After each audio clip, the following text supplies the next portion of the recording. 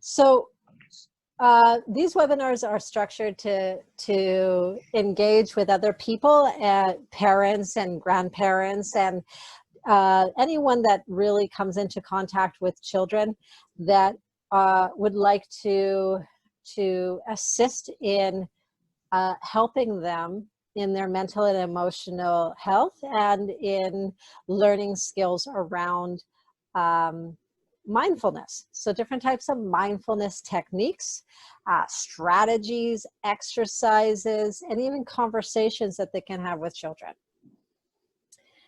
And that's what this webinar is all about.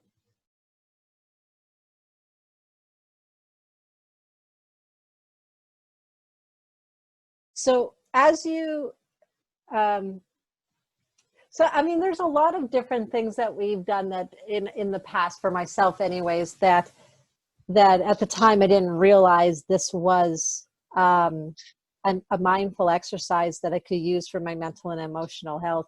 One that I used when I was in my late 20s, early 30s. I was very, very stressed out at work at the time, and it was almost hard to breathe just to go to work because of how much anxiety and stress that was on me at the time. And what I would do was, while at work, if I felt the tension or around my chest area, or I felt like it was very difficult to breathe, I would pretend that I would think of all of the happiest things I could think of, right? So I would think about sandy beaches and warm sand between my toes. I would think about climbing trees and opening Christmas gifts and someone playing with my hair, because it always makes me feel like, gives me goosebumps and tickles when people play with my hair. And I would just constantly focus on different things that made me feel good to help subside the feeling of not being able to breathe.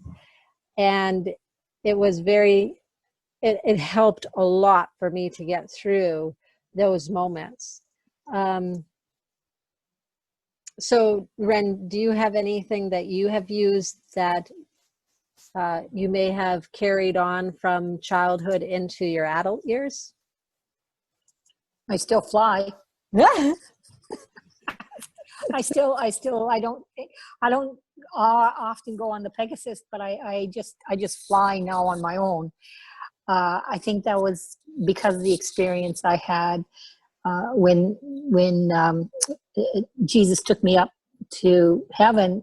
I actually was free flying, I guess you can say, with nobody really. So now I just fly. I guess it's like body surfing without, you can surf without a board. Yeah.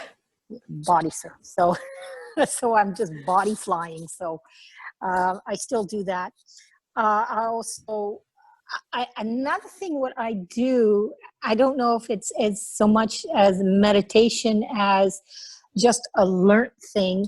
And that is, lots of times when I have so much on my slate, I have so much that I have to get done, but I am extremely tired. And I know it can't get done on that day, so I have to go to sleep and continue from where I left off that day and start up the next day. But the brain keeps going, So what I've learned to do is hand it over to a piece of paper and a pen. So I would have a piece of paper and a pen beside my desk. So when the brain would start thinking, I would just write, even if it's in the dark and I can't see what I'm writing, just the thought that I'm writing it, I'm writing it out. Now it's there, it's on paper. Now I don't have to keep it in my head. And I find that the more I do that, the more restful my sleep is. I can just let it go, because now I know it's on paper. And surprisingly, I do pretty good in the dark,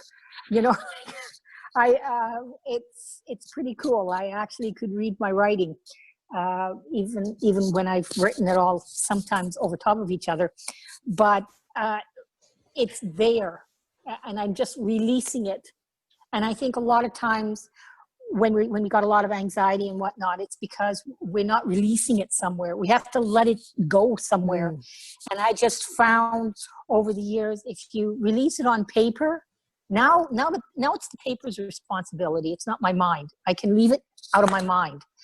And it just helps me relax a lot more by just writing it out. And now it's out. I'm good. Now I can chill. And I don't have to think about it at this moment. Still. Yeah, that's actually a really good idea, like a really great way of letting something go, because I mean, we hear it all the time, you know, just let it go, or you need to release that energy, and hearing what you need to do and knowing how to do it sometimes are very different creatures. So, Yeah. so that is definitely one really great technique that people can use um, to practice letting go and releasing that type of energy and stress and anxiety, and being able to welcome in just relaxation and peace. Thank you for sharing that. Yeah. Oh, you're very welcome. It helps.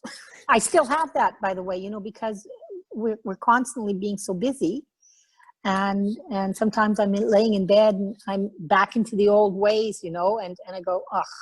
So I drag myself up, get a piece of paper, a pen. Okay, let's do this, and it works. Got to try it. You got to try it. It really works. Just get it out of your brain.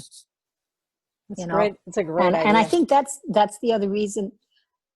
Well, yeah, I think that's the other reason when people say, well, just let it go. Let it go where? You know, like if you don't let it go somewhere, you're so anxious, you know, I can't, it has to be done.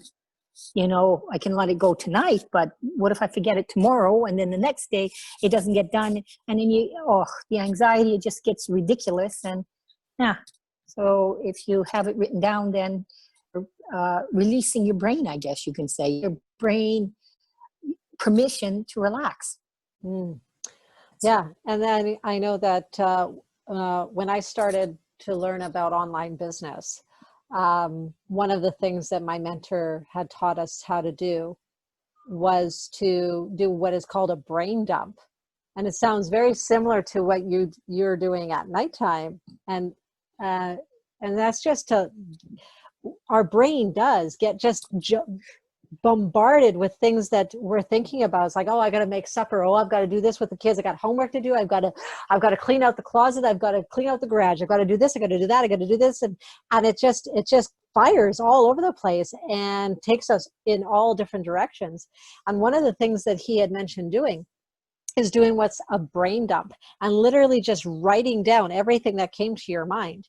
And, you know, things that you need to get done, things that you want to do, people you need to talk to, phone calls you need to make, and just write them down as much as you can. And then afterwards, going through what you have written down and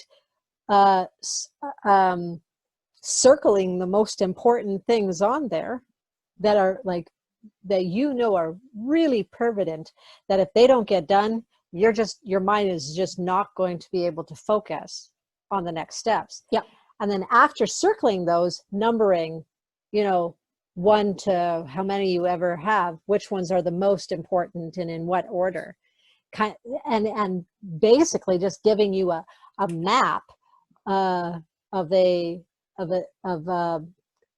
like a mental to-do list to clear out and declutter the mind.